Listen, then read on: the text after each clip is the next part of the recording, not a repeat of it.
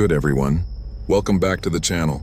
If you're new, smash that subscribe button and hit the bell, because tonight we're diving into something seriously creepy.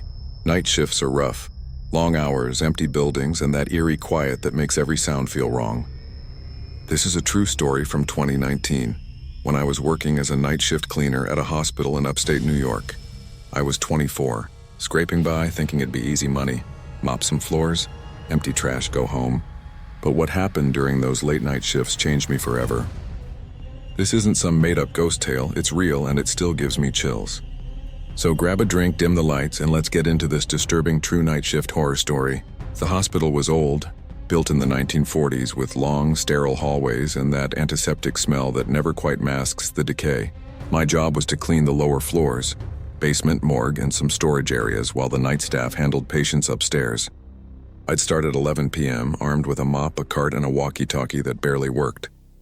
The place was creepy from the get-go. The fluorescent lights buzzed, flickering like they were on their last legs, and the basement felt like it was cut off from the world. My first few nights were quiet, just me and the hum of the HVAC system. But even then I'd get this feeling, like the shadows were moving just out of sight. I'd hear faint echoes like footsteps or whispers, but chalked it up to the old building. That changed fast. About 2 weeks in, I started noticing things that didn't add up. I was cleaning near the morgue when I heard it, a soft rhythmic thumping like someone tapping on metal. It was coming from inside the morgue, which was locked at night. I froze, my mop dripping on the floor, and called out, "Hello? Anyone there?" No answer. The thumping stopped, but then I heard something worse, a low guttural moan like someone in pain. My walkie crackled, but no one responded when I radioed for help. I checked the door. Locked tight, no way anyone was in there. I told my supervisor, Mike, the next day, and he laughed it off, saying old pipes make noises. But pipes don't moan your name. Yeah, I swear I heard it. Lila, faint but clear through the morgue door. Things escalated after that. One night I was restocking supplies in a basement storage room, cramped, filled with old medical equipment and dusty boxes.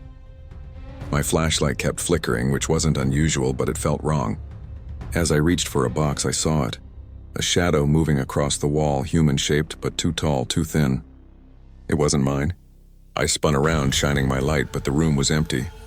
My heart was hammering and I could barely breathe. I radioed Mike, but all I got was static. Then the door to the storage room slammed shut, locking me inside. I banged on it, yelling, but no one came. That's when I heard it again. That moan, closer now, coming from behind a stack of crates. I don't know how I stayed calm enough to pry the door open, but I ran and didn't look back. I wasn't the only cleaner on the night shift. There was Rosa, a veteran worker who'd been at the hospital for 30 years. She was tough, always muttering prayers under her breath.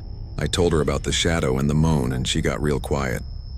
Over coffee in the break room, she told me about a nurse who worked the night shift in the 80s.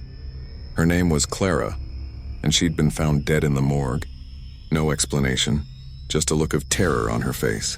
Rosa said Clara had complained about hearing moans and seeing shadows before she died. The hospital called it a heart attack, but Rosa didn't buy it. "This place keeps things," she said. "Things that don't leave." She told me to carry salt in my pocket and never go near the morgue alone. I thought she was superstitious until the next night. I should have listened to Rosa, but I kept working. One night I was assigned to clean the hallway outside the morgue. I sprinkled salt like Rosa told me, feeling stupid but desperate.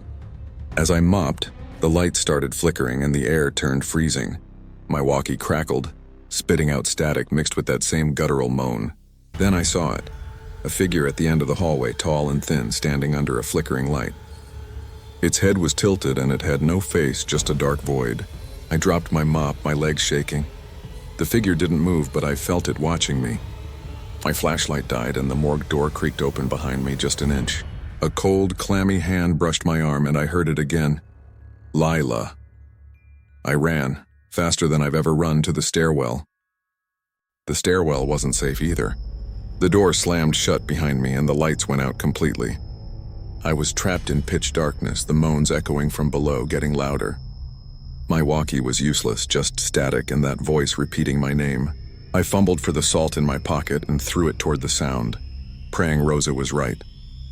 The moans turned into a low, angry growl, and something heavy scraped against the walls like claws on concrete.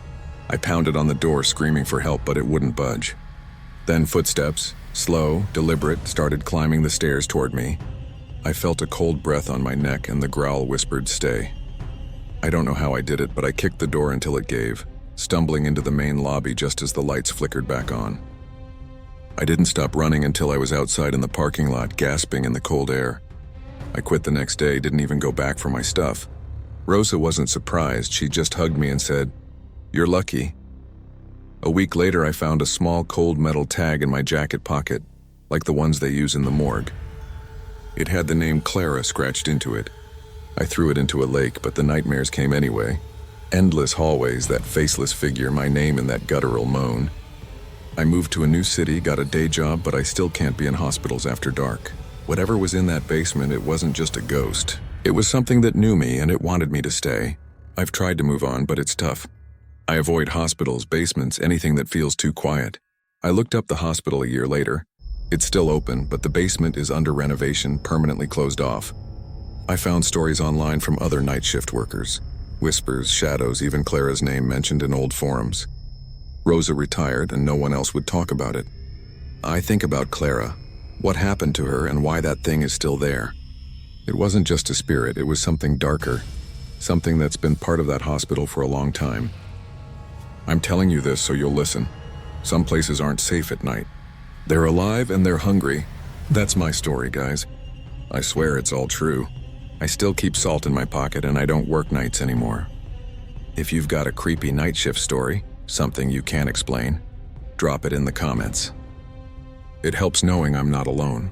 If you like this video, hit that like button, share it with your friends, and subscribe for more true horror stories.